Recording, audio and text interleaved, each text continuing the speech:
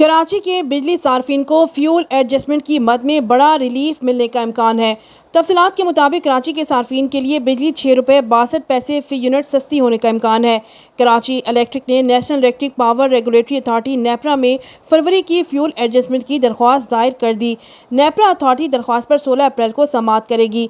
दरख्वास्त की मंजूरी पर सार्फिन को 6 अरब 66 करोड़ 20 लाख रुपए का रिलीफ मिलेगा। इससे कबल वज़ीर आज़म शहबाज शरीफ ने बिजली की कीमतों में नुमाया कमी का ऐलान करते हुए इसे अवाम के लिए बड़ा रिलीफ करार दिया था।